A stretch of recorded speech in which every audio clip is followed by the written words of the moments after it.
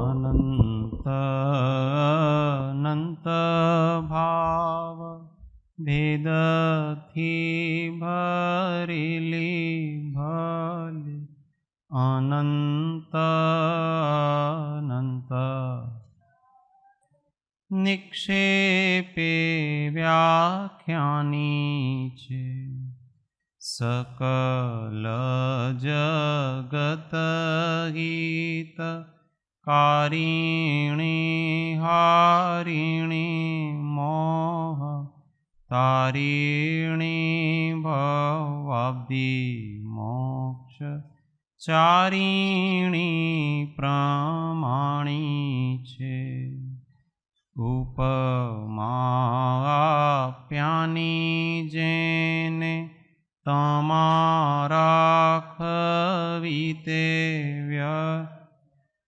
आपवाथी निज मति मापाई में मानी छे अहो राज चंद्र बाळ ख्याल नथी पाम जिनेश्वर ताणी जाणी तेणे जाणी छे गुरु राज ताणी जाणी तेणे जाणी अणमियुण सव सिद्धे जाणुत्तम कविद दीह संसारे दस दस दो दो यजिणे दस दो अणुपोहिणम वोच्छे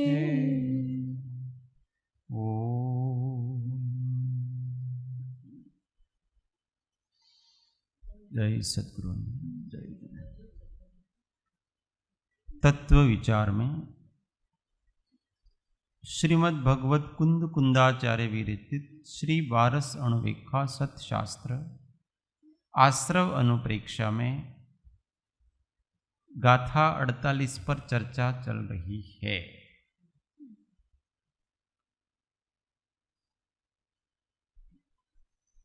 एक बार गाथा का साथ में सब उच्चारण करेंगे। एयत् विनय विवरीय संशयं मरणामिति हवे पंच अविरमण हिंसादि पंच विहो सोहवे ऋणीयमेण। मिथ्यात्व के एकांत, विनय, विपरीत, संशय और अज्ञान ये 5 भेद हैं तथा अविरति के हिंसा, झूठ, चोरी, कुशील और परिग्रह ये 5 भेद नियम से होते हैं। इसमें अपने 2 प्रकार के मिथ्यात्व की चर्चा हो गई, विचारणा। कौन कौन से? एकांत और विनय। एकांत मिथ्यात्व किसको कहते हैं? वस्तु के किसी एक ही पक्ष को स्वीकार करना, दूसरे पक्ष को अस्वीकार करना, वो एकांत मिथ्यात्व है। विनय मिथ्यात्व किसे कहते हैं? जिसके अंदर तथारूप गुण और योग्यता नहीं हो उसको विनय करना, श्रद्धा रखना, उसमें भक्ति रखना, अथवा विनय और श्रद्धा भक्ति से ही मोक्ष हो जाता है, अन्य कुछ करने की आवश्यकता नहीं है, इस प्रकार का मानना, ये विनय मिथ्यात्व कहलाता। अब विपरीत मिथ्यात्व। विपरीत मिथ्यात्व का मतलब होता है जो जिसका कारण नहीं है वो उसको उसका कारण मानना, उसका नाम विपरीत। जिससे जो काम नहीं हो सकता है उससे वो काम मानना, ये विपरीत मिथ्यात्व है। अभी कोई धार्मिक अनुष्ठान करेंगे और धार्मिक अनुष्ठान में आपने हिंसा की। हिंसा का मतलब जैसे बकरे की बलि दी धर्म के नाम से, यज्ञ आदि के नाम से, तो ये सब विपरीत मिथ्या दृष्टि।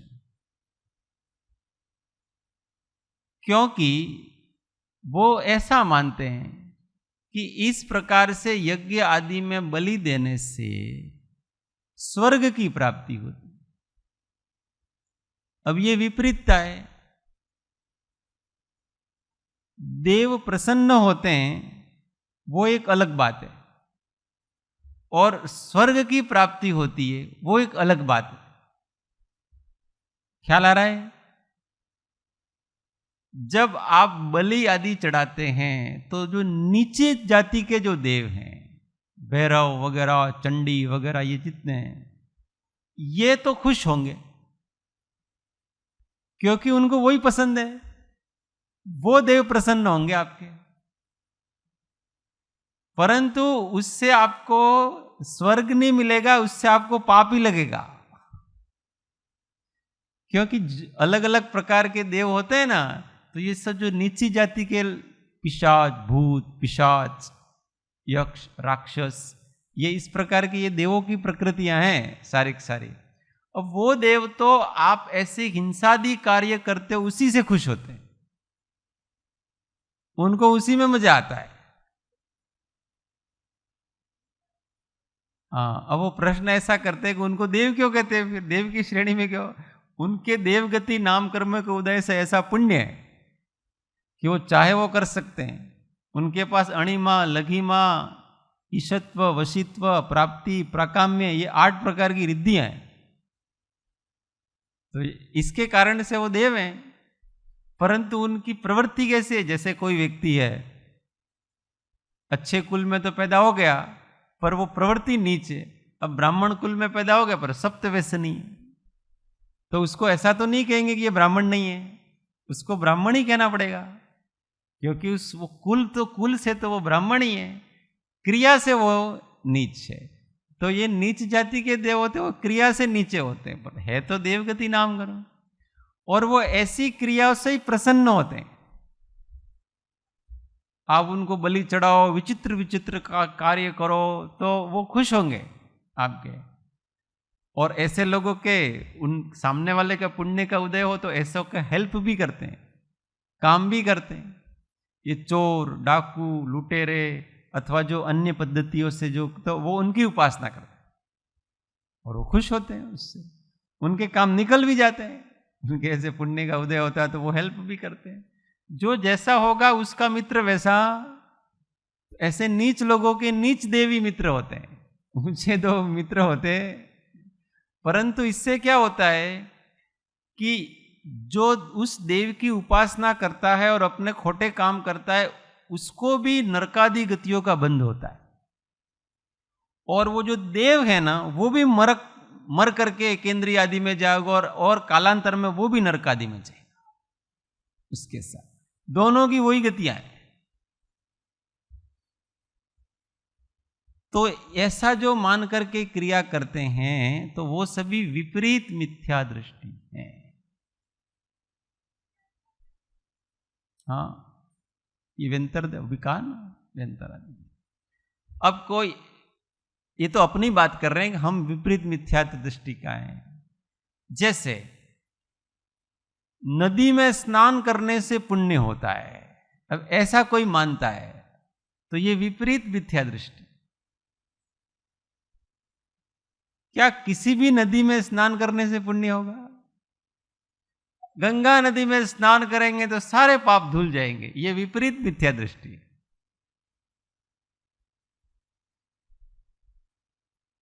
किसी भी प्रकार के पानी से अपने अंदर जो कर्म रूपी रज लगी है वो कैसे धुल सकती है? क्या पानी किसी को पाप और पुण्य करा सकता है? अब वो गंगा का पानी हो कि सिंधु का पानी हो के अपने यहाँ कुएं का पानी हो कि कीचड़ का पानी हो, कोई पानी तो पानी है। पानी से कैसे पाप धुलते हो? तो पानी से पाप धुलते। अब ये विपरीत मान्यता है इसकी। पेड़ पौधों की पूजा करके ऐसा मानते कि मैंने धर्म किया। मानते कि नहीं मानते? सांप को दूध पिला के ऐसा मानते कि मैंने धर्म किया। ये पीपल पूछते हैं, वट सावित्री पूछते हैं, ये सब क्या है? ये सब विपरीत मान्यताएं चली आ रही है। अब वो एकेंद्रीय पेड़ है, अब उस एकेंद्रीय पेड़ के चारों ओर धागे लगा रहे हो, ये कर रहे हो, वो एकेंद्रीय आपको क्या देगा ये बताओ? उसको तो बेचारे को पता भी नहीं है कोई मेरी पूजा कर रहा है, उपासना, कुछ पता नहीं है। अरे उसके मन ही नहीं है, वो सोचता ही नहीं, वो तो ऐसे खड़ा है और हम उसको भगवान मान रहे हैं। तो उससे हमको पुण्य लगेगा, ये मान्यता खोटी। आप उसके साथ कुछ भी करो, उसमें कोई दिक्कत नहीं है। एकेंद्रीय जीव है, उसको भी सम्मान देना चाहिए। इसलिए तो हम अपन घास पे चलते नहीं हैं। क्यों नहीं चलते हैं? उसको बेचारे को कष्ट होता है। किसी भी पेड़ के हम पत्ते तोड़ते नहीं हैं। क्यों नहीं तोड़ते हैं? बेचारे को कष्ट होता है। पर वो करुणा के पात्र हैं, पूजा के पात्र नहीं है। पूजा तो संत धर्मात्माओं महात्माओं की, देव शास्त्र गुरु की होती है, पेड़ पौधों की थोड़ी होती है पूजा। अब कोई कहे प्रकृति की रक्षा के लिए इनको पूज्य बना दिया गया है, तो भाई किसी और अभिप्राय से और अभिप्राय काहे को लाते हो? वो जिसके योग्य उतना ही सम्मान करो।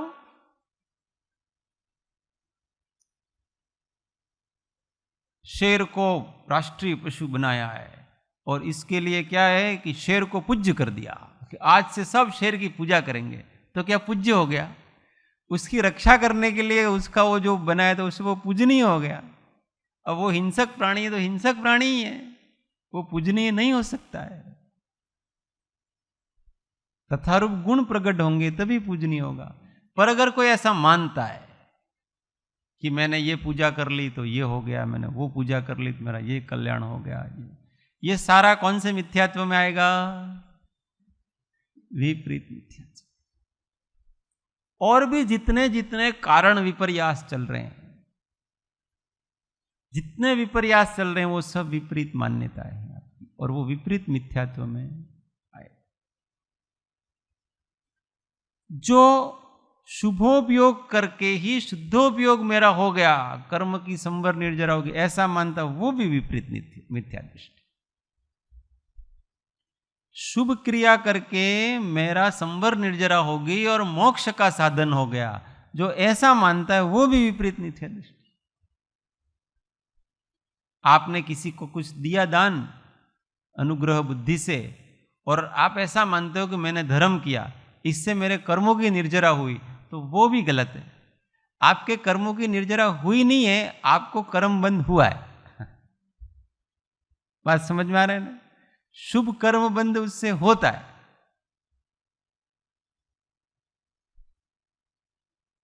अशुभ की निवृत्ति तो कब होगी? जब आप पाप छोड़ेंगे। कल हमारे मोक्ष मार्ग प्रकाशक की क्लास में इस पे बड़ी चर्चा चली। वो जो पूर्णिमा बहन ने बात करी थी ना डोंगरे जी महाराज की, कि भाई पुण्य करना आसान है, पाप छोड़ना कठिन है। तो हम पुण्य करेंगे तो ऐसा नहीं समझ लेना कि हमारा पाप वृत्ति कम हो गई, वो तो पाप छोड़ेंगे तो ही होगी। पाप का जो फल है वो तो उससे मिलेगा ही मिलेगा। अभी आपने बहुत सारा दान करके आए और घर पे आके लड्डू पेड़ा खा रहे हो और पार्टी कर रहे हो और ये कर रहे हो, उनको आज तो बहुत अच्छा काम किया, तो वो लड्डू पेड़े खा रहे हो ना, पार्टी कर रहे हो ना, नाच रहे हो ना, इसका जो पाप है वो क्या नहीं लगेगा? आप दान करके आए हो तो उस पाप का तो पाप ही लगेगा। उस दान किया उसका पुण्य आपको अलग से।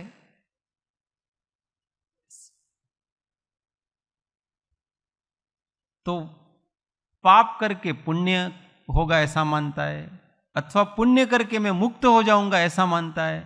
ये सब क्या है? विपरीत मिथ्यात्व है।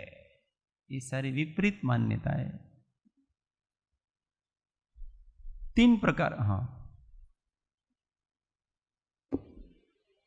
जैसे भगवान की तो हम अष्टद्रव्य से पूजन करते हैं, तो भाई उसका तो कारण समझ में आता है कि उनके वो कर्म नष्ट हो गए, तो उस प्रकार से हमारे भी नष्ट हो। लेकिन मुनिराज या माता जी की पूजन करते हैं तो उनके तो अभी एक भी कर्म नष्ट नहीं हुए, तो फिर क्यों करते हैं? नहीं, मुनिराज और उनकी पूजा करते उनके एक भी कर्म नष्ट नहीं हो, ऐसा कैसे कह सकते हैं? क्यों? उनका अभी तो 8 कर्म ही तो है उनके उनके साथ। कर्मों की 3 चौकड़ियां नष्ट हो चुकी हैं।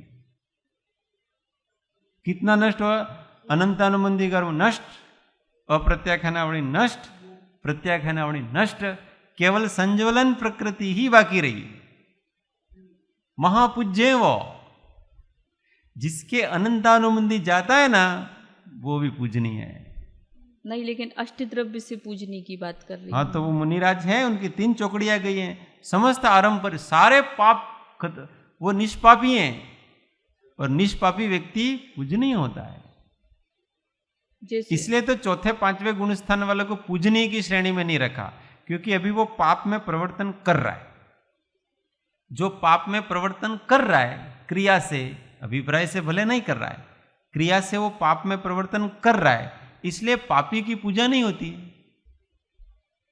पर जो निष्पापी है उनकी पूजा होती है। और मुनिराज होते हैं वो निष्पापी है, कोई पाप नहीं करते, इसलिए उनको सकल संयमी कहते हैं। स्थावर जीवों का भी विराधना नहीं कर रहे हो, तरसों की तो बात ही का है। 5 इंद्रियों के विषय में किसी भी विषय संबंधी पाप नहीं कर रहे हो, इसलिए निष्पापी होता है, वही पूजनीय होता है। तो वो पूजनीय है इस अवस्था से। कर्म की संख्या मत गिनो,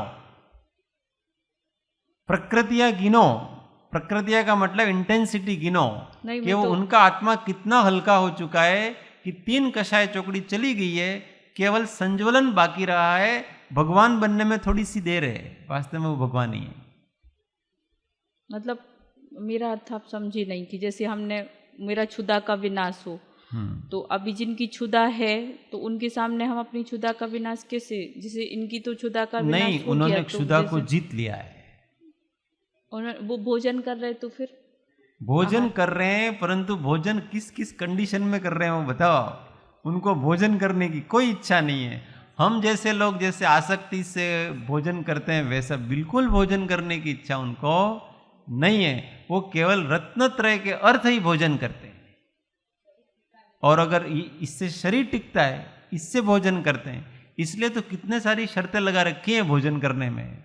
32 अंतराय, 32 शर्तें तो वो लगाई। फिर 46 दोष टालते हैं, 46 शर्तें वो लगाई। ऊपर से फिर से अभिग्रह लेते हैं, वो शर्त ऊपर से लगाई। अब इतनी शर्तों के साथ कोई व्यक्ति भोजन कर रहा है, उसको आप कैसे कर रहे हो कि वो केवल अपनी इच्छा से भोजन कर रहा है? वो अपनी इच्छा से भोजन कर ही नहीं रहा है। अगर उसका बस चले कि बिना खाए पिए अगर धर्म की आराधना हो, तो वो तो उसको तो खाना पीना है ही नहीं, उसको कोई रुचि नहीं है खाने पीने की। इसलिए उनके आहार होता है, खाना नहीं खाते। जो सामान्य लोग होते हैं नीच प्रकृति के, वो खाना खाते हैं। सज्जन लोग भोजन करते हैं, और मुनि के आहार होता है। इन तीनों चीजों को समझना, खाना, भोजन और आहार। तो जो अज्ञानी जीव वो खाना खाते हैं, ज्ञानी धर्मात्मा है वो भोजन करते हैं, और मुनि हैं उनके आहार होता है। तीनों। इसलिए कभी ऐसा नहीं खाना खा लो, ऐसा नहीं कहना धर्मात्मा को, भोजन कर लो। और मुनि को ऐसा नहीं करना कि भोजन के लिए पधारिए, ऐसा नहीं, आहार के लिए। उनके लिए आहार शब्द का, भोजन शब्द में भोक्तापने का भाव झलकता है। खाने में तो गृद्धि पूर्वक किसी को खा जाते हैं ना, हाँ, उसमें तो मांसाहार कर रहे हो, किसी को खाते हो ना, ऐसा भाव भाषित होता है। इसलिए वो नीचा शब्द है। तो वो तो एकदम असज्जन दुर्जनों के लिए उपयोग होता है, धर्मात्माओं के लिए वो खाना शब्द उपयोग नहीं हो। वो किसी को खाते नहीं है। जैसे शेर बकरी को खाता है, ऐसे कोई खाते नहीं है भोजन को। पर हाँ, उनके अभी थोड़ी कषाय चौकड़ियां बाकी है, इसलिए वो भोजन करते हैं, भोगते जरूर हैं, विषयों का भोग करते हो, परंतु मुनि तो भोगते भी नहीं है, तो आहार करते हैं। ग्रहण हो रहा है बस। माइक में बोलेंगे? हाँ, भोजनशाला शब्द नहीं बोलना चाहिए, फिर आहारशाला ही बोलना चाहिए। आहारशाला ही होता है। ऐसे बोलते ना, भोजनशाला में प्रवेश कीजिए, तो फिर वास्तव में तो आहारशाला है, भोजनशाला नहीं है। परंतु ठीक है, आपने भोजन बना करके रखा है तो वो भोजन है, इसलिए सब लोग इस, परंतु मुनि को हम भोजन नहीं कराएंगे, मुनि को तो हम आहार कराएंगे। शब्दों का भी अपनी अपनी जगह महत्व होता, इसलिए गुरु की भी पूजा, देव शास्त्र गुरु तीनों पूजनीय है अपेक्षा अपेक्षा से। परंतु प्रथम पूजनीय कौन है? देव, फिर गुरु, इस प्रकार से। तो ये विपरीत मिथ्यात्व की बात चल रही थी। 3 प्रकार के विपर्यास होते हैं। नहीं, ऐसा भी क्रम ऐसा नहीं, कोई देव गुरु शास्त्र को होता है, कोई देव शास्त्र गुरु कहता है। सब जगह आपने जहां जहां पढ़ा है उसमें ऐसा आता है, हमने जहां जहां सुना देव गुरु शास्त्र भी आता है, इसलिए इन क्रम का कुछ नहीं है। वहां तो इसका कोई क्रम नहीं है, देव गुरु शास्त्र के देव शास्त्र गुरु ऐसा कोई क्रम नहीं है, पर देव प्रथम है, बस इतना। अब इस दृष्टि से देखो तो शास्त्र गुरु और देव दोनों से ऊपर चढ़ जाते हैं। क्यों? इसी जिन वाणी से वो तीर्थंकर हुए हैं, केवली हुए हैं, इन्हीं से वो भगवान बने, वो भी इस ज्ञान से ही बने ना, तो ज्ञान बड़ा हो गया, देव से भी बड़ा हो गया और शास्त्र से भी बड़ा हो गया वहां तो। और किसी दृष्टि से देखो तो गुरु बड़े हो गए, क्योंकि जो केवली हुए हैं वो भी किसी गुरु के सानिध्य से ही तो हुए हैं, गुरु के बिना कैसे ज्ञान होगा, तो वहां गुरु बड़े हो गए। इसलिए वहां छोटे बड़े की बात नहीं है, वर्तमान में जिसकी विशुद्धि अधिक है वो प्रथम पूजनीय है। तो जो वीतराग सर्वज्ञ है उसकी विशुद्धि अधिक है, इसलिए वो प्रथम पूजनीय। उससे कम विशुद्धि गुरु की है तो वो पूजनीय, ऐसे समझ। और इसके बाद जो भी पंचम गुण स्थानवर्ती, चौथे गुण स्थानवर्ती, ये यथायोग्य रूप से श्रद्धा के पात्र। तो विपरीत मिथ्यात्व में 3 प्रकार के जो विपर्यास होते हैं, उस विपर्यासों से सहित जो होता है वो विपरीत मिथ्या दृष्टि है। स्वरूप विपर्यास, कारण विपर्यास और भेदाभेद विपर्यास, ये 3 प्रकार के विपर्यास हैं। स्वरूप विपर्यास का मतलब तो जो जिसका जैसा स्वरूप है वैसा स्वरूप मानता नहीं। जीव का चेतन स्वरूप है और जड़ का मूर्त स्वरूप है। जीव को मूर्त मानता है और मूर्त को जीव मानता है। यह स्वरूप विपर्यास कहलाता। घोड़े को गधा मानना, गधे को घोड़ा मानना, यह स्वरूप विपर्यास कहलाता है। तो पदार्थ जैसा आश्रव को संवर मानना, संवर को आश्रव मानना, इस स्वरूप विपर्यास। बंद हो रहा है वहां निर्जरा मान रहा है,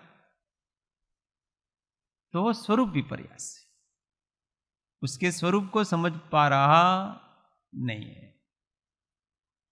कारण विपर्यास, जिससे जिस कार्य की उत्पत्ति होती है उसके विपरीत कारण को कार्य मानना, कार्य को कारण रूप में मानना। जैसे शुद्धोपयोग किससे होता है? शुद्धोपयोग शुभोपयोग से होता है कि शुद्धोपयोग आत्मा के आश्रय से होता है? अब आप कितने भी शुभ भाव कर लो, इससे शुद्धोपयोग नहीं होगा।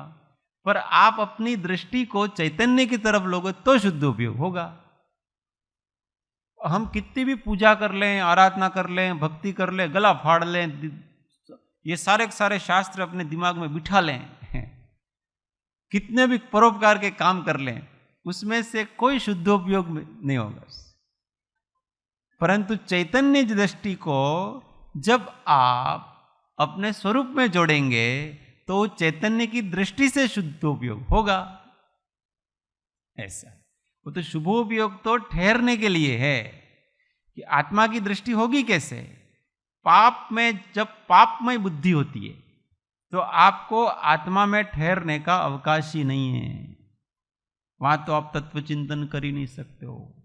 पाप बहुल व्यक्ति को आत्मा याद ही नहीं आता है, अपना स्वभाव याद ही नहीं आता है। इतनी उसके जीवन में शांति होती ही नहीं है कि शांति से बैठ करके आत्मा का चिंतन मंथन निधिध्यासन कर सके। वो तो पुण्यवान होता है, मंदकशाही होता है, उसी के उतनी होती है। परंतु उस मंदकशाय से शुद्धोपयोग नहीं हो रहा है। शुद्धोपयोग किससे हो रहा है? शुद्धोपयोग स्वरूप की तरफ दृष्टि करने से, स्वरूप की तरफ वृत्ति को ले जाने से हो रहा है। अगर मंदकशाय से शुद्धोपयोग हो तो मंदकशायी जीव तो बहुत सारे हैं, सबके शुद्धोपयोग होना चाहिए। पर मंदकशाय मूल कारण नहीं है, निमित्त कारण है। और मूल कारण तो क्या है? स्वरूपाभिमुख चैतन्य वृत्ति, आत्मा का आश्रय लेना, ज्ञान के द्वारा, विचार के द्वारा, चिंतन के द्वारा। ये अब वो कौन सा कारण क्या है पता है? भैया जी, अशुभ से सीधा शुद्ध उपयोग हो सकता है क्या? अशुभ से सीधा शुद्धोपयोग नहीं हो सकता, कदापि नहीं हो सकता, शुभ में किसी काल में नहीं हो सकता। शुभ में आना ही पड़ेगा आपको, किसी अच्छी जगह ऐसे ठहरना ही पड़ेगा, तब जाकर शांति से आप आत्मा की आराधना कर सकते हैं। इसलिए कहते हैं ना कि सबसे पहले अपने चारों तरफ एक सुरक्षा कवच बनाओ, अब लड़ाई करो, अब जो करना है करो। पहले सुरक्षा की गारंटी कि इतने क्षेत्र में आपके उसका न बम आ सकता है न तीर आ सकता है, वहां खड़े होकर के तीर मारो आप। परंतु आप खुले मैदान में आ गए कि जहां शत्रु का बम आ सकता है, तो आप हमेशा भयभीत रहेंगे, शांति से आप युद्ध लड़ाई नहीं कर सकते हैं। इसलिए जो व्रत हैं वो आपके चारों तरफ की सुरक्षा का घेरा है, अब कोई डिस्टर्ब नहीं कर सकता। नहीं तो ये उपाधियां डिस्टर्ब करती है अपने को। घर में क्या है, पाप का उदय है, थोड़ा सा भगवान का नाम लेने बैठे हैं, छोटा बच्चा आ जाता है, बहू आ जाती है, बेटा आ जाता है, फिर फोन आ जाता है, फिर ये दूध वाला आया, फिर चाय वाला आया, फिर ये वाला आया, बस वाड़ा न वाड़ा। ये क्या है? पाप बहुल है वो। और जिसने सब छोड़ दिया, अभी ये सब झंझट छोड़ो ने, सबका त्याग, अब आराम से वो अपनी आराधना करेगा। अब दूध वाले से भी कोई संपर्क नहीं रखना है, अब चाय वाले से भी कोई संपर्क नहीं रखना है, अब बच्चा आया तो उससे भी कोई संपर्क नहीं रखना है, अब पत्नी से भी कोई संपर्क नहीं रखना है। शांति से अपने आत्मा का आराधन करेंगे। ये पुण्यवान जी, जो पुण्यवान होता है वो इन सबसे बचा रहता है, तो शांति से आराधना कर सकता है, नहीं तो डर रहता है। अभी यहां बैठे बैठे भी डर है कि नहीं? जो घर से कनेक्टेड हैं उनको यहां बैठे बैठे भी अंदर विकल्प है कि नहीं? निर्विकल्प रूप से नहीं कर सकते यार। अंदर क्या वरसाद, मुंबई में घणी वरसाद थई छो, शू खबर आपड़ा मोहल्ला में पण ऐसा है। वो कल हमारे बात कर रहे थे श्रुति बहन कि भाई अहमदाबाद में एयरपोर्ट पर पानी भराई गયું છે, अपने को तो पता ही नहीं है, उनको पता है। उनको पता क्यों पता है? कि उनको ऐसा था कि मैं यहां से फ्लाइट से बैठूंगा लंदन जाऊंगा, अब उनके काम में कहीं विघ्न नहीं आ जाए, इसलिए उनको चिंता हो गई कि भाई आप फ्लाइट यहाँ तो बराबर एयरपोर्ट में कहीं तुम्हारे कहीं डिस्टर्ब तो नहीं थी जैसे नहीं कहीं। अब आप कनेक्शन रखोगे तो विकल्प आएंगे। ये सिद्धांत की बात है। उनके तो अच्छा आशय था, परंतु आशय अच्छा हो कि बुरा हो, अगर आपने कनेक्शन रखा तो विकल्प आएंगे। कनेक्शन ही तोड़ दो, विकल्प ही नहीं आएंगे। मैं दिल्ली गया था तो वहां सबको समाचारों में दिल्ली डूबी गई, लोगों के ये भी डूब गए होंगे। तो कनेक्शन होता है। अपना एक दूसरे से प्रेम से जुड़े होते हैं, तो चिंता रहती है। इस भूमिका में वो आवश्यक भी है, जरूरी भी है, पर सिद्धांत समझें।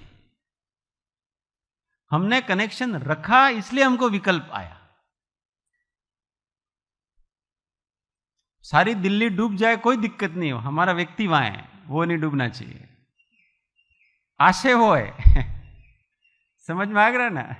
दिल्ली के डूबने से किसी को कोई फर्क पड़ता नहीं है, पर हमारा व्यक्ति वहां है, इसलिए विकल्प आया। अरे यार ऐसा ऐसा हुआ, ये प्रेम कहलाता है, स्नेह कहलाता है। ये किसी दृष्टि से अच्छा है, परंतु निर्विकल्प शुद्धोपयोग के लिए ये इष्ट नहीं है। फिर तो आपको मिथिला में आग लगे तो लगे, राजा जनक को कुछ पड़ी नहीं है उसकी। वो आकर के कह रहे तुम्हारी रानियां भी जल गई, नहीं महल भी जल रहे हैं, सब जल रहे हैं, तुम्हारा कोई बात नहीं, सत्संग के बाद देखेंगे जो भी होगा। ऐसे व्यक्तियों को शुद्धोपयोग होता है कि जिसको शांति से निर्विकल्प होकर के धर्म की आराधना, और ये पुण्य के बिना कैसे हो सकते। पापी व्यक्ति को हमेशा अंदर से उनके तार जुड़े रहते हैं संसार से, उसके उपयोग में दूसरे ही घूमते रहते हैं। ये पापी का लक्षण है। हम पूजा कर रहे हैं इसलिए पुण्यवान नहीं हो गए, स्वाध्याय कर रहे हैं इसलिए पुण्यवान नहीं हो गए। अगर हमारे उपयोग में हमेशा पर ही चला करता है तो समझ लगा महापापी हैं। पाप और पुण्य का संबंध तो वहां है, ये अंदर की व्यवस्थाएं सब अलग चलती है। लोग बाहर को देख करके कहते हैं ऐसे कि ये पुण्यात्मा नहीं है, धर्मात्मा नहीं, ऐसा नहीं। उसके अंदर के कनेक्शन देखो आप, तो पता पड़ेगा कि इसकी वृत्ति तो हमेशा पर पदार्थों में ही रची पची। ये पाप पुण्य कहलाता है। और पुण्यवान व्यक्ति होता है उसको सहज वैराग होता है, शांति से अपने स्वरूप का चिंतन कर सकता है। बागड़ लगा दिए ना। शांति सागर जी महाराज को किसी ने पूछा, भाई आप सारा दिन ध्यान करते रहते हो, रात को भी ध्यान करते रहते हो, 14 ने ऐसे होता है तो रात भर ध्यान में बैठे रहते, तो आपको संसार के दूसरे विकल्प नहीं आते? तो उन्होंने बहुत सुंदर बात की, जिन जिन वस्तुओं से विकल्प आ सकते हैं उन सब का हमने त्याग कर दिया। विकल्प आएंगे कहां से? जिनसे आ सकते हैं उनका तो हमने त्याग कर दिया, तो विकल्प कहां से? इसलिए अंदर से कनेक्शन तोड़ना चाहिए। और इसलिए व्रत वगैरह ये त्याग क्या है कि आज से मैं इस घर का त्याग करता हूं। इसका मतलब क्या त्याग किया? उन पुद्गलों का थोड़ी त्याग किया है, उन जीवों का थोड़ी त्याग किया है। हमने अंदर जो संबंध बना रखे थे मान्यता में, हमने उसका त्याग किया है कि आज से आप ही रहेंगे, मैं ही रहूंगा। परंतु मैंने जो आपको अपनी मां मान रखा था, पिता मान रखा था, पत्नी मान रखा था, मित्र मान रखा था, मामा मान रखा था, मामी मान रखा था, ये जो मान रखा था ना, वो आज से मैं छोड़ता हूं। बाकी हमारा एक दूसरे के साथ यही प्रेम रहेगा, पर अब जो संबंध थे उससे डिस्कनेक्ट हो चुके हैं। इसीलिए पिता को पुत्र से जो विकल्प होने चाहिए अब वो विकल्प नहीं होंगे। मां और बेटे के संबंध से जो विकल्प होते हैं वो विकल्प नहीं होंगे। भाई भाई से जो विकल्प होते हैं वो विकल्प नहीं होंगे। पति पत्नी के संबंधों के जो विकल्प होते थे वो विकल्प नहीं होंगे। वो सब विकल्प नहीं होंगे आप, क्योंकि वो संबंध तोड़ दिए हैं, विकल्प नहीं। ये अंदर की बात, इसलिए व्रत ग्रहण करने पड़ते हैं। उसमें क्या है कि डिस्कनेक्ट उस विकल्प से होते हैं, मान्यता से होते हैं। केवल बाहर देश से छोड़ देने से थोड़ी होता है व्रत आदि, अंदर से छोड़ना। वैराग्य के बिना कभी भी त्याग टिकता नहीं है। त्याग न टके रे वैराग्य भी, करिए कोटि उपाय जी। आगे क्या? और ऐसा लंबा पद है।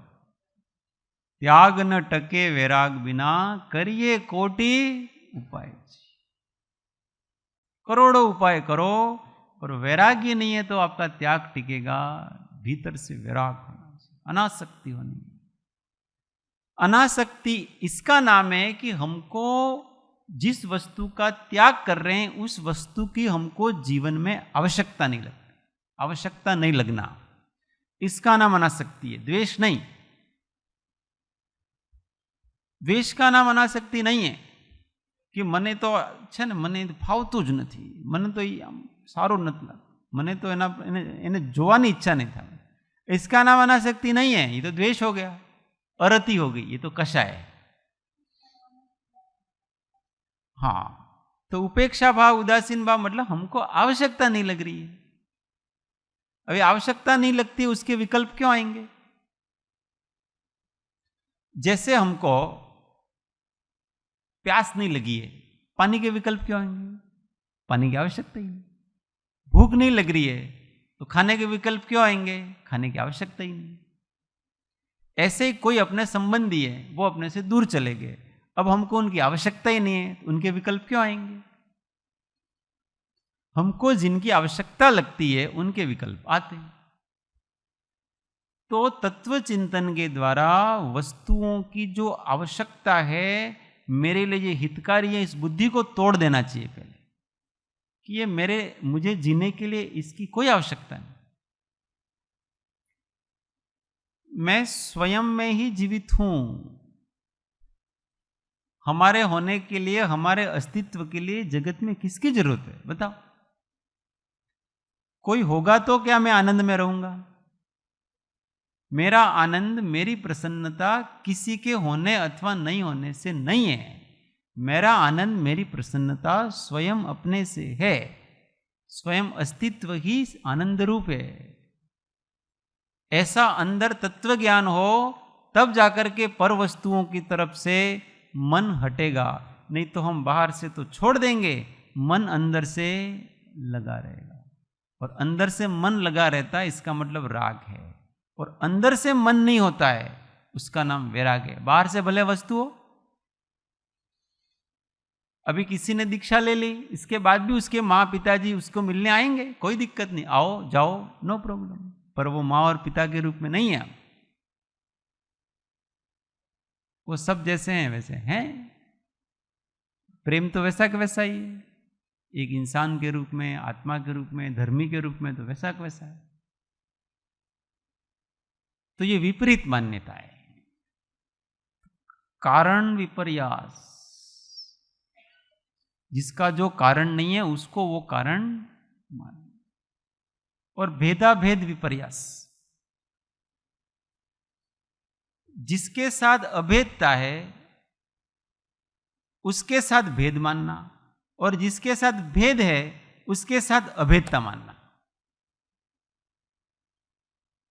उसका नाम भेदाभेद विपर्यास कहलाता है। अभी हमारे शरीर के साथ भेद है, उसको तो अभेद मानना, ये मैं हूं। और आत्मा के साथ ज्ञान दर्शन आदि गुणों के साथ अभेदता है, उसको उससे भेद रूप मानना अपना, इसका नाम भेदाभेद है। जो स्वरूप है उसको, उसके साथ तो पर जैसा करना मानना, और जो पर है उसके साथ स्व जैसा मानना।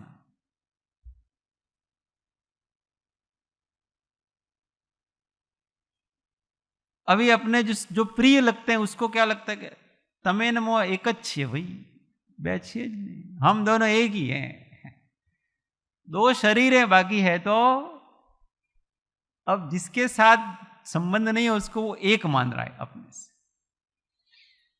अब ये जितने भी एकेश्वरवाद की जो कल्पना है ना, ये सभी के सभी भेदाभेद विपर्यास वाले हैं, जो ऐसा मानते हैं कि एक परब्रह्म है और उनसे सारे ये आत्मा निकले हुए हैं और फिर सारे उसी में विलीन हो जाएंगे।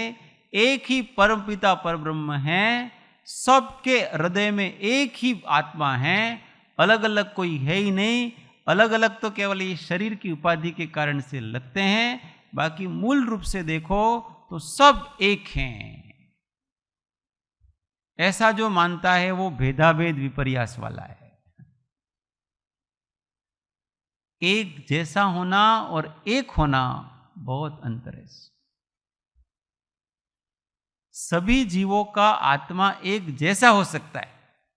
एक जैसे गुण मेरे अंदर ज्ञान है तो आपके अंदर भी ज्ञान है, मेरे अंदर दर्शन है तो आपके अंदर भी दर्शन है, मेरे अंदर श्रद्धा है तो आपके अंदर भी श्रद्धा है। परंतु आपका ज्ञान दर्शन श्रद्धा अलग, मेरा ज्ञान दर्शन श्रद्धा अलग, मेरे प्रदेश अलग, आपके प्रदेश अलग। अगर हम ऐसा मानेंगे कि आपका आत्मा और मेरा आत्मा एक ही है, ऐसा मानेंगे तो क्या होगा? मैं खाऊंगा तो आपकी भी भूख मिटनी चाहिए, मिटनी चाहिए कि नहीं चाहिए? मैं दुखी होऊंगा तो आप भी दुखी होंगे, मैं सुखी होऊंगा तो आप भी सुखी होंगे, मैं नरक में जाऊंगा आप भी नरक में जाएंगे, मैं मोक्ष जाऊंगा आप भी मोक्ष जाएंगे। बस तो इतने महावीर ने सब मोक्ष चले गए, हमारा मोक्ष काहे को नहीं हुआ अगर हम एक ही आत्मा है तो? क्योंकि एक आत्मा होता है, उन सबकी फीलिंग एक जैसी होनी चाहिए, अनुभूतियां भी एक जैसी होनी चाहिए। परंतु वो अन्य जीव हैं, वो मैं नहीं हूं, और मैं है वो अन्य पर मेरे से भिन्न है और मैं अपने से अभिन्न हूं। तो ये भेदाभेद विपर्यास कहलाता है। तो इस प्रकार से जो विपर्यास रहा करता है, कौन कौन से विपर्यास बताए अपनों ने? स्वरूप विपर्यास, कारण विपर्यास और भेदाभेद विपर्यास। तो इस प्रकार से ये विपरीत मिथ्या दृष्टि जान। कारण कार्य संबंध मोक्ष मार्ग में बहुत उपयोगी है। किसका कारण कौन सा है, उस कारण को देंगे तो वो काम होगा। अब इसको कारण ही नहीं पता है पहले, तो इसलिए दूसरे दूसरे कारण देता है, तो कैसे हो? आग बुझानी है, आग किससे बुझेगी? आग बुझाने का मूल साधन क्या है, मूल कारण? पानी। अब वो पेट्रोल डाले, तेल डाले, घी डाले, ये सभी तो लिक्विड है। जैसे पानी लिक्विड है वैसे पेट्रोल भी लिक्विड है, तेल भी लिक्विड है, घी भी लिक्विड है, परंतु उनमें आग बुझाने की क्षमता नहीं। पानी ही ऐसा द्रव है जिसके अंदर आग बुझाने की, तो वो उसका मूल कारण है। अब आप दूसरी दूसरी चीजों से आग बुझाओगे तो कैसे होगा? मोक्ष प्राप्त करना है तो मोक्ष प्राप्त कैसे होगा? कि भाई जिन जिन से राग द्वेष की निवृत्ति होगी उससे मोक्ष प्राप्त होगा, पर इसको राग छोड़ना नहीं, द्वेष छोड़ना नहीं, मोक्ष प्राप्त करना है। तो तंबूड़े तोड़ लो ने तो भी नहीं होगा भक्ति में। मूल कारण दिया जाए कि जिस कारण से जीव बंधा हुआ है, तो हम अज्ञान से बंधे हुए हैं, राग और द्वेष से बंधे हुए हैं, उनको नष्ट करने का प्रयत्न। अब उसको नष्ट कैसे किया जाए? कभी राग से तो राग को नष्ट नहीं किया जा सकता, द्वेष से द्वेष नष्ट नहीं किया जा सकता, क्रोध से क्रोध नष्ट नहीं किया जा सकता, मान से मान नष्ट नहीं किया जा सकता। उसके लिए उसकी विजातीय कारण होना चाहिए। तो क्षमा से क्रोध को नष्ट किया जाएगा तो क्षमा दो, विनय से मान को नष्ट किया जाएगा, विनय की उपासना करो, वीतराग भाव से राग द्वेष जाएंगे तो वीतराग भाव की उपासना करो। ये तो उसका मूल कारण है। पर हम वितरागता तो बढ़ाते नहीं हैं और अन्य अन्य साधन करके राग द्वेष ही बढ़ाते हैं। साधन में भी हम राग द्वेष ही कर लेते हैं, तो वो ठीक नहीं। वास्तविक दृष्टि से देखो तो हम किसी हम किसी से प्रेम करते हैं वो भी स्वार्थ के लिए करते हैं। जैसे हमने भगवान से प्रेम किया तो हम स्वार्थ से करते हैं कि नहीं? भाई आपसे हम इसलिए प्रेम करते हैं कि अभी हमारा बहुत रागी मन हो गया है, आप वितरागी हैं, हम थोड़ी देर आपसे जुड़ेंगे तो आपके संसर्ग से हमारे अंदर वितरागता आएगी। हमें वितरागता प्राप्त करने के लिए आपसे राग कर रहे हैं। अब किसी व्यक्ति का ध्येय ऐसा तो ना हो और केवल प्रेम कर रहे हैं बस, तो वो प्रेम ही करता रहेगा, वीतरागी नहीं होगा। ध्येय क्या है उसकी सिद्धि, वो लक्ष्य रखो कि मैं गुरु जी की शरण में क्यों गया हूं, भगवान की शरण में क्यों गया हूं, शास्त्र का वांचन में क्यों कर रहा हूं, इससे मुझे क्या सिद्धि करनी है, वो हमारे लक्ष्य में रहना चाहिए। नहीं तो भी प्रयास आएगा। तो ये विपरीत मिथ्या दृष्टि की बात चल रही है। अपन ये सब इतना गहराई से एक एक क्यों ले रहे, ये इंपॉर्टेंट है, इसलिए रोज एक एक के ऊपर बड़ी विस्तृत चर्चा। ये हमारे जीवन में कहीं हम ऐसी क्रियाएं तो नहीं कर रहे हैं, अथवा ऐसा तो नहीं मान रहे हैं, विपरीत कर रहे हैं और मान रहे हैं कि इससे मेरा ये काम हो जाएगा, ये काम। चलो, किसी को कुछ प्रश्न हो तो समय पूरा।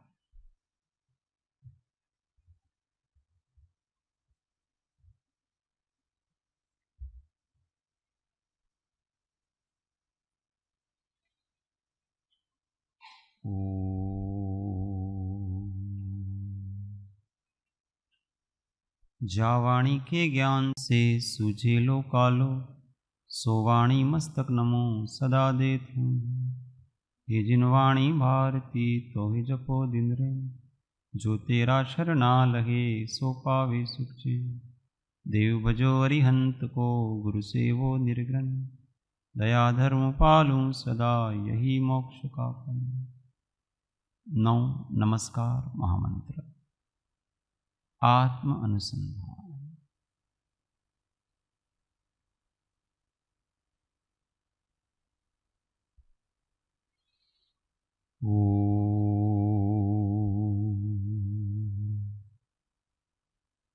शांति शांति शांति। जय सद्गुरु।